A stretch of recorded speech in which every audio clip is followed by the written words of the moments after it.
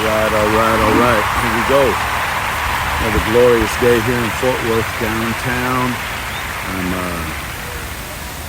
just sitting right here, enjoying the beautiful weather, enjoying the beautiful scenery, enjoying another beautiful day. This is the way it is. You know, it's as a man thinks in his heart, so is he. I like to say it like this: the me that I see is the me that I'll be. And it's very important that you have a right image and a right vision of your own life. You know, because so many people, they allow others to put labels on them. They allow people to basically form the image that they actually believe about themselves. And if you haven't come up with your own idea of who you are, why you're here, what you're meant to do, well then, it's probably time to go back to the drawing board, because if you haven't come to conclusions in your own life, then most likely you're being led by the opinions and the ideas of everybody else. And friend, that's not the way you were designed to live. You weren't designed to live by what everybody else says, what everybody else thinks about you. You are unique. You are divine. You, my friend, are glorious. Nothing less than glorious. And when you start seeing yourself like this and you start accepting these ideas of this about you, you'll start seeing life a whole lot different. Things will be entirely different in your life. And I'm not saying things will always be perfect. There won't ever be challenges.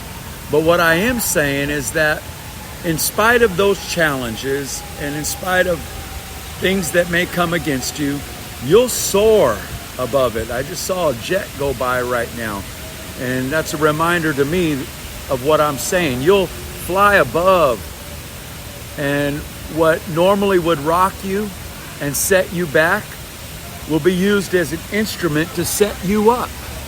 You see how that works? To actually set you up, to advance you, to cause you to go further in life, higher in life, elevate, ignite, however you want to define it. But it's better. It's better than what you've ever experienced. It's a joy to wake up in the morning. Life is good. Life has meaning, you see. And so, if you haven't come to that place in your own life, in your own understanding, in your own belief that you are okay with who you are, like you actually love yourself, you actually like yourself, and it's not based on everybody else's opinion of you. It's based on what you have come to know for yourself.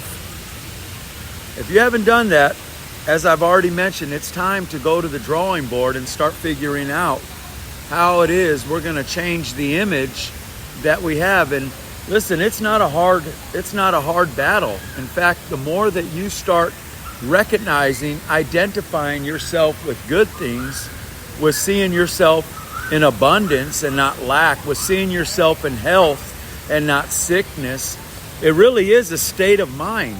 It's a state of consciousness. It's you becoming aware to what's always been true about you to begin with.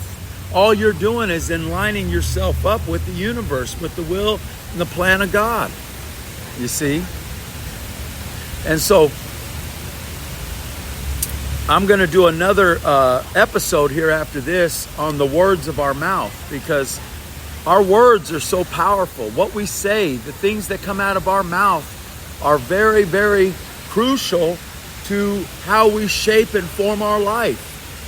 You know, if I'm always saying that I'll never have enough, then you're most likely, I would say 99.9% is you're not going to have enough.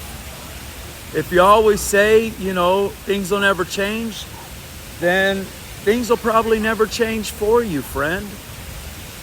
But, you know, your mouth is like the rudder of a ship. It's a small little member, but it makes great boast. And what's a rudder of a ship do? A rudder of a ship can change the whole direction of a ship.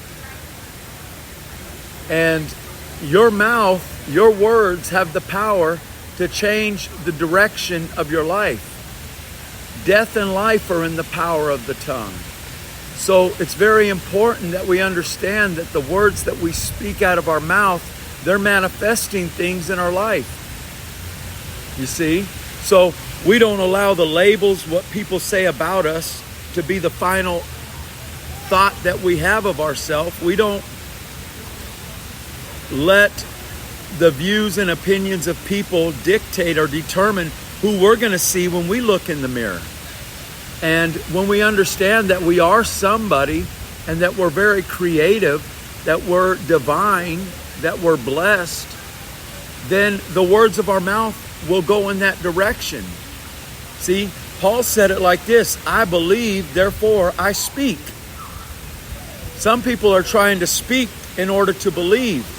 But what you believe, Jesus said, out of the abundance of your heart, your mouth will speak. So what we believe is what we speak. You see? And so understanding this, realizing that my words carry power. My words are significant. My words contain life or death. And they're like arrows that are in a quiver. I'm releasing them out into my destiny, out into my future. And if my words aren't words of life, then the opposite of life is what? It's death. If my words ain't full of abundance, then they're full of lack. There is no middle ground here. You know, that's how we come up with the equation of average. We take a little good and a little bad, and we got average. But listen, friend, you weren't made to live a mediocre, average life. You were made to reign in life. You were made to reign over circumstances, not life dictating, telling you what you can and can't do. By no means. No, we're made to be telling life what we're going to do. The universe starts aligning itself to your frequency, to your vibration. You start projecting out this energy that is out of this world, and it starts lining up to what it is you're projecting. See? This is just the way it is. It's the way it's always been. It's the way it always will be.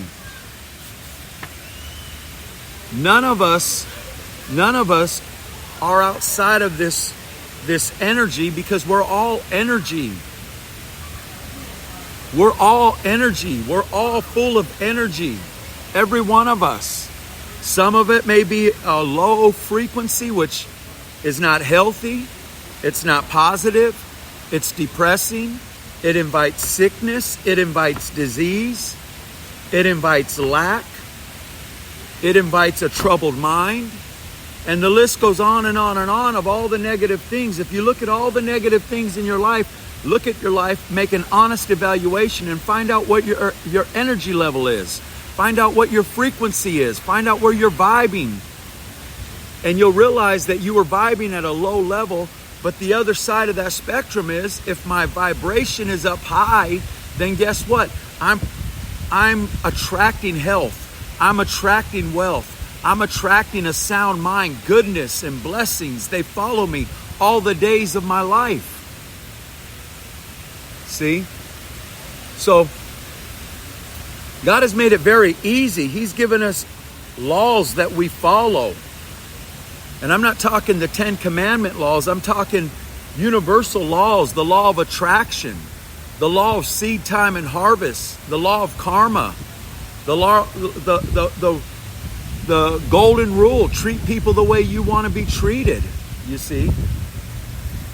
You know, you can have anything that you desire, anything that you can imagine, as long as the imagination falls into the golden rule. You're not taking from people.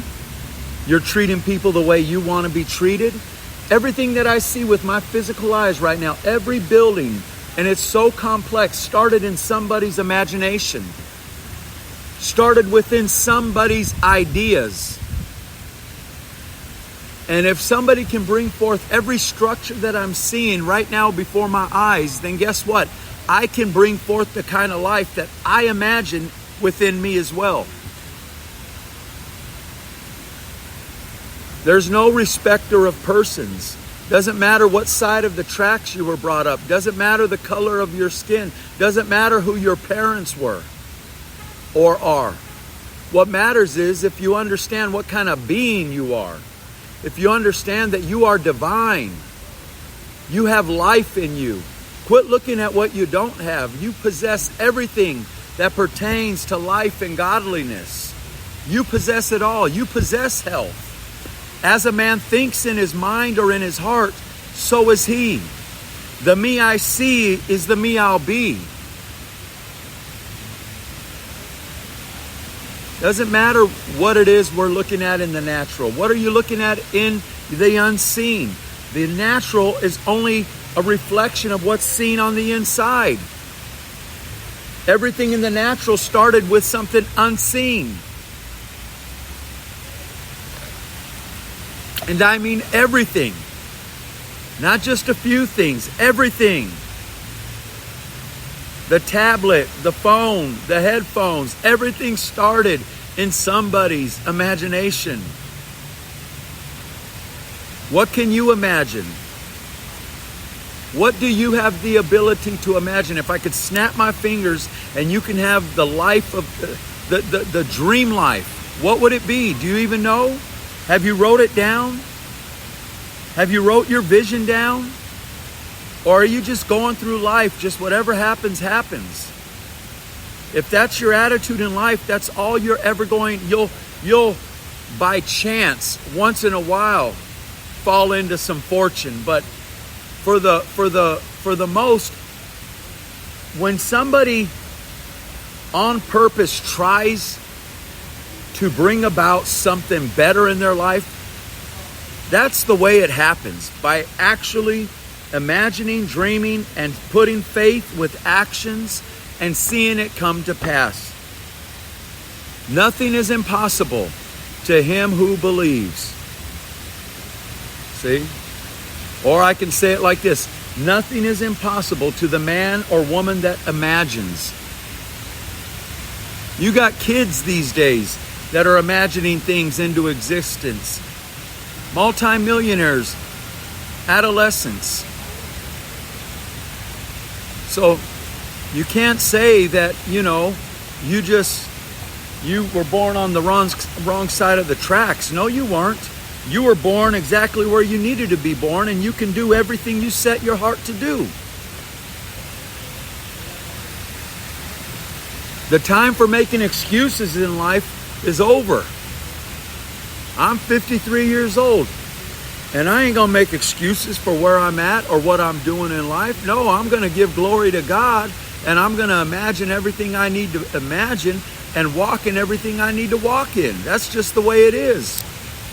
Doesn't matter if I had leukemia. It doesn't matter if I had 2 weeks to live. No, that's not the end report. What is it that I see? What is it that God said?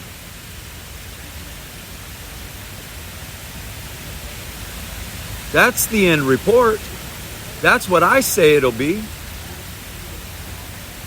Whatever you say is so. Your heart is the production center. It produces everything that you need. That's why we're to guard it with all diligence, you see. So anyhow, my time's up. I hope that blessed you. Hope you have received something good for you today. Till next time, I'm LY. You tuned into God's Convo. Talk to you soon.